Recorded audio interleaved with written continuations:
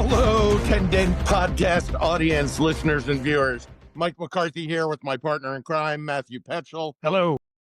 Our guest today needs no introduction, but in case you have lived under a dental rock for the past decade, I'd like to introduce you to a phenomenal dentist, a social media mentor, an entrepreneur, an incredible speaker, author, and one of my closest friends in the world. We're bringing to you today the founder of Dental Nachos, Dr. Paul Goodman. Welcome, Paul. Welcome. Thanks for having me, guys. Really appreciate the opportunity to share with you. Love doing these and excited to talk. So let's just jump in and talk about the Dental Nachos, which is, this sort of juggernaut that you started. Gosh, it's probably been about 10 years. Is it 2018 was the Facebook group. 17. So 8 years ago, and you started it as a Facebook group. And I don't know that you thought it would turn into what it turned into. You probably thought it was going to be a successful Facebook group. Did you think it was going to be this, I don't know, this empire movement? Like, why'd you start it? And I did not. Well, it started with my failed dreams. I have this basketball. I wanted to play professional basketball in the NBA, but you grow to my size and you have this speed, you got to get new dreams, backup dreams. So I decided I was going to be a doctor, dentist, or lawyer, George Clooney from ER, Tom Cruise from A Few Good Men, or a dentist like my dad. And I'm thrilled that I followed in my dad's footsteps, never pressured my brother to become a dentist, amazing dad and mentor. Sadly, he passed away at 16. He always said it was great to be your own boss. And I, was interested in that. It was great to help people. I never knew that, I would become someone who, brought all these dentists together. But as I went through my career, I saw that there was this need, dentistry could be a very lonely profession, even though you're surrounded by people. And I said this on Dr. Marcos's podcast. He said, that's right. And early in my journey, I did something called the Rising Dentist Study Club in 2005 in Philadelphia.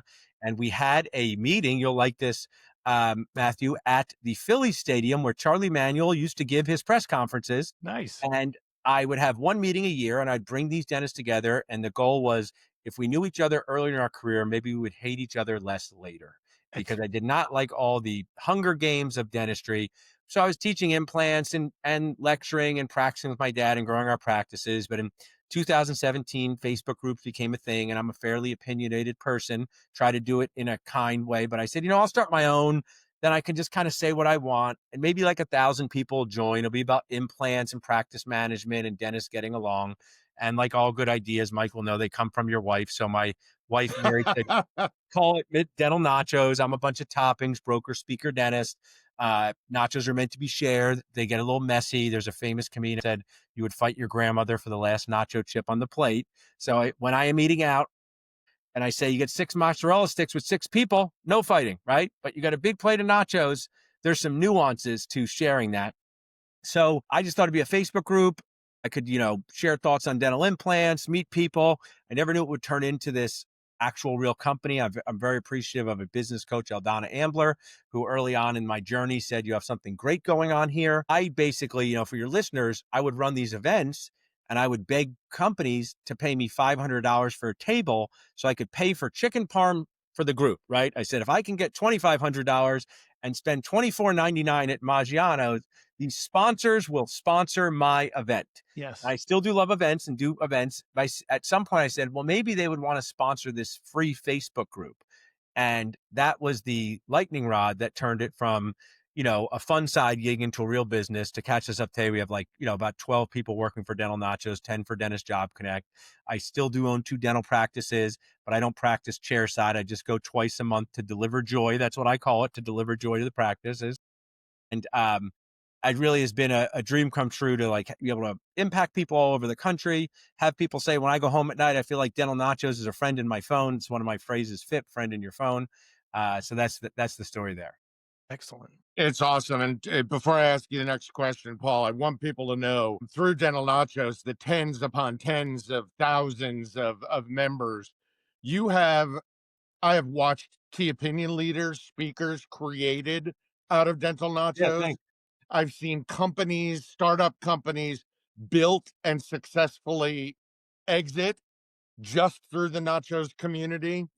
We're talking a majority of the dental population is a member of Nachos, and maybe not everyone is an active participant. I know there's tons and tons of lurkers who Yeah. feel a sense of community, who read. I've seen your stats, they're mind blowing. And this is why I direct a lot of my clients to work with you. You are the pulse, in my opinion, of American dentistry. Thanks. And with that being said, I'm going to ask you a tough one. What are the big topics on the boards right now? It's a great question. I kind of, I am a alliteration acronym guy. So I break it down to still the D's. It's dentists dealing with dental insurance, right? So when I lecture, I say, raise your right hand if you think that dentistry is an awesome profession and keep it up. And then I say, raise your left hand if you're very annoyed to be a dentist. And then stand up if you've questioned your sanity for joining this profession and wish you could move into the middle of the woods and do clear liners on the squirrels. And everyone stands up. And it just shows you this both world, right? So dental insurance, there's a lot of amazing things happening in dentistry with technology, the ability to grow, but dental insurance is still something that's kind of paying us less for work that costs more. So that's a big challenge, the dental insurance. And even though my practices are now out of network, that doesn't mean people don't ask about dental insurance every day. Right.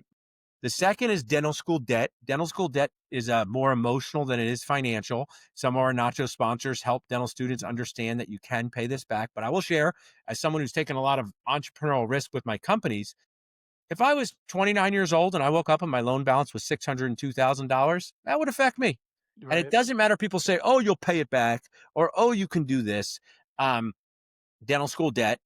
Then, I use this DSOs as a different way of it because I work with DSOs through Job Connect. DSOs offer jobs to new dentists, but as someone who started dentistry in 2002, DSOs weren't a big thing back then, and now they are a big thing. And they're just impacting our profession in ways that are cool, but also very challenging, right? And this has a scary monster thing, right? Where it's like every practice is a DSO, which is not true. So I think that those 3 Ds are the biggest discussion points Awesome. on the group: dental insurance, DSOs, dental school debt. Well, you brought up something, and I'm just going to expound before next question. Number one question that I get asked, and number one answer I give, Mike, I have no idea how to find young dentists to get their information, to get their opinions. I see the masses on the boards. They have secret chat groups on WhatsApp. They listen to each other. How did you basically corner the market on young dentists? I think because what I've created is like a medium world, and I'll explain, right? If someone says, I think Paul Goodman doesn't like dentistry and left it because there's problems, part of that's true. I think Paul Goodman loves dentistry and wants to help dentists. Part of that's true. It's all true. It's all both. So what I think is there are many dentists on the group, and I appreciate their passion, but they go, dentistry is the best profession in the world. And I go, how many other professions have you done? They go, I've done none other professions, right? So that's a little like your grandmother telling you you're the most handsome boy in the world, right? And then another person will come and say, there's no good opportunities in dentistry at all. And I say, I just found a new dentist, a job making $400,000 a year in an area where they're supported. So that sounds pretty good. So I think it's because I'm like medium about the whole thing. And I Okay. walked up to me and said, I don't like dentistry and I want to quit, I could see, I totally see that. If someone walked up to me and says, I love dentistry, I'm about to buy my second practice, I can see that too. So I think I just represent a space for all types of conversations being valued, right, as best I can. And I also think people learn as much from each other as they do from me, right? Like until I started this, I didn't even know how dentists thought like this. And it's quite wild when you're on the group, but also quite fun. So I think that that's it, that they feel it's a place where they can share in a safe way, no matter where they're coming. Awesome. Here's a question we didn't even talk about, but you're kind of becoming the new media in a way. You probably, I don't know if you refer to Dental I do. Nachos as a media company, but I do a it's a lot. media company, right? And the traditional dental media is struggling. And we all know the traditional dental media. Mike and I know it very well because we've been around long enough that before websites, and print advertising and Right. events and all that drove the whole thing. And it was like the, heyday of dental media. And now they're struggling trying to keep up, right? And reach the people and speak the same language. And they're trying to do it in an old way instead of a new way. How have you been able to what's the future look like Well, for I like dental this question media? a lot. And I picked up a magazine. So I use an example. I read magazines all the time, but let's say I love this article. What am I going to say? Good job, author. He doesn't hear it.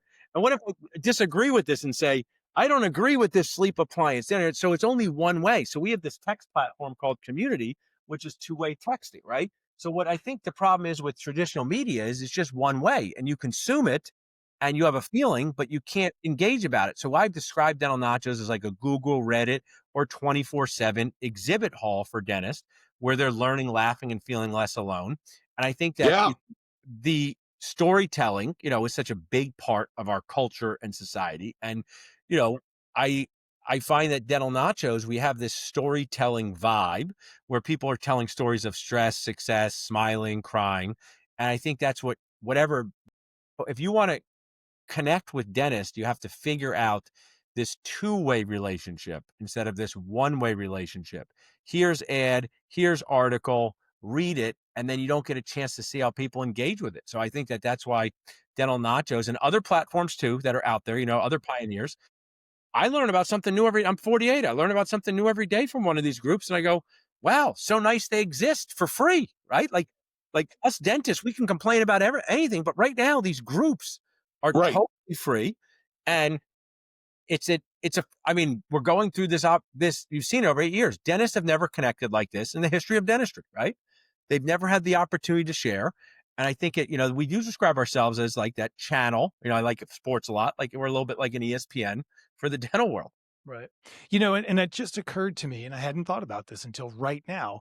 You're kind of like a younger, more handsome, more likable version of Howard Ferrand. Because Howard, say what you want about Howard, and his heart is in it for the right reason. He I agree. loves dentistry, right? And he started Dental Town out of his love for dentistry. And what he was doing 25 years ago on his it was just basically a message board that looks like it's from 1998, right? Still to this day. Right. He started it. And I feel like you kind of are like I the hope he hears this. 2.0. I give him a tremendous amount of credit. I say all the time, I was one of the most prolific posters on Dental Town in 2005. And Right. I was on his podcast and I talk about how I would not be here without Dental Town. And A lot of people wouldn't he was be the first where they are. person. The challenges. So Dental Yeah. Town, and I'll say this, even today, Dental Town is excellent with sharing clinical cases Yes. and having study group like discussions. Way better than Facebook. Facebook does not have this technology that's inside of Dental Town. The challenging part with Dental Town over the years was they would allow these anonymous people to throw stones at you. And I just stopped posting because I would post something and they say, you're just trying to make money. And I go, well, GPRs don't even pay me. I go, how am I making money off of GPRs? So what happened was I still check it from time to time, and there's still some great clinical discussions, but the community aspect, people would get burnt out by yeah, I know it's a common way, troll Worn out. type stuff. Yeah. Because it's in my group, I mean, it's a fight. You have to put your face behind your comment. Absolutely. And I actually know who's anonymous and I can call them out or not if they do something anonymous. So on Dental Town, they're just like, you're dealing with Molar Roller 123 from the Midwest, hating on you. And it just got a little exhausting to deal with. So that, Roller Molar. That guy is Yeah. such a jack rod. All right. We got It's to wrap this up. One more question. all right. I was, No, there's going to be a part 7, I think, with yeah, Paul well, Goodman. it's kind of a continuation of the reason you started it. And it was more about, I believe it has something to do with mentorship. And you probably didn't get into it to be a mentor, but it ends up being that way. if you go find this, and it's interesting, my 7-year-old was reading this book. I wrote an article for dental economics about 4 years ago called "Are You My Dental Mentor?" in the vein of like "Are You My Mother?" where the bird goes around saying "Are you my mother?" And I talk about mentorship by committee. When I was growing up in dentistry, I had my dad, but he's like, find other mentors. I had people from my GPR, but if you think how crazy this is, I didn't have any ability to communicate with anyone I didn't meet face to face, right? I just didn't. They were either my teachers. So now in the social media mentorship, you have the ability to get help. Like one of my amazing sponsors and friends, Dr. Alan Stern, offers a free coffee talk online with anyone who wants to help him. So I just think this is what we should be so proud of as a profession, that social media has allowed mentors to pop up on your phone, on FaceTime, through text message. I mean, we actually helped a dental someone go to dental school through Dental Nachos. We crowdsourced We did. $20,000 to We get did. dental school. So this is just amazing. So I'm proud that I can be part of mentorship by committee, because when a dental student says, I want you to be my mentor, I said, no, I am not going to be your mentor. I'm going to be someone that you can go to and ask questions to, but your mentor should be multiple people, right? It's not the old school expert shoemaker and apprentice. So I think that this mentorship through social media is to keep with the M's, a magnificent opportunity for dentists to feel more connected, less alone, get help than they ever have. But also, I think people who don't know you or get to see you in an environment like this form their own opinion. Yes, And yeah. I tell everyone, first and foremost, become a member. It costs nothing. Yeah. You know, you can get your premium, sure, and your CE and pay for those things, which are still a steal, but watch, interact, organically see what's going on. And, you know, we have tons of dentists as listeners and viewers here, but we also have a lot of dental manufacturers, executives, marketing people, sales. What is the best way for a company to start investigating, using and partnering with Dental Nachos to either promote their products or a CE course or do research? There. So one, the website we've created, dentalnachos.com, is a little like the ESPN. You can find and follow and figure out from that. You can email Paul at dentalnachos.com. And then we tell them, join the Facebook group and watch this conversation, right? Watch it as a bystander. See, I mean, I smile because what is shared on the group is really pretty cool. Some of it's concerning, some of it's celebratory, but at least it's this profession talking about as what my business coach keeps them up at night. And if you learn about what keeps people up at night, from your patients who can't smile, right, to your child who doesn't feel like they're good at sports, if you learn what keeps someone up at night, you can help solve their problems. So that is the best way. Website, paul@dentalnachos.com. Feel free to join the Facebook. And you also go to a Dental Nachos networking event, go Awesome. to an educational program, look at other, uh, it can go on and on. We'll Hey, do more parts of We'll this, do but a, Paul, I think well, we're going to do a Rocky part 2. Do two. Rocky 2 for Philly. Rocky 2. Yeah, Yeah. we're going to do Rocky 2 with Mr. T. Bring on Mr. T for Rocky 3. Clubber Lang. Yeah, We're going to I have pity him. the fool. And here's what we're going to talk about. This is the teaser for that one. How are you working on the future of what you do to prevent being the dental town? Yes, I love this. I'm doing this. So I have a lot of thoughts on this. Because right, you're there, right? You're at the top of 100%. doing this. And it's like, if you just stay there, eventually there's going to be a new technology, or somebody who's younger and got more energy is going to come up with a different idea and going to beat you there. And you've got to stay ahead. And it's important for all of us, whether you're a dentist or you work for a company or you're just trying to be a better person. How do you continually stay hungry and stay ahead? So that's what we're going to talk about next time. All right, that's going to wrap it up. And look at us. We're right under 20 minutes. Perfect. We did it. Woo. Yeah. All right. Thanks, Dr. Paul. Thanks for joining us. Thanks for sharing all your wisdom. And don't forget to like, subscribe, and we'll see you on the next episode. Thank you, brother. Everyone, please comment on this episode too. We'd love to hear from you. Like, Yeah. and subscribe, Thanks, guys. share. Have For a good sure. one, everybody. Thanks, everyone.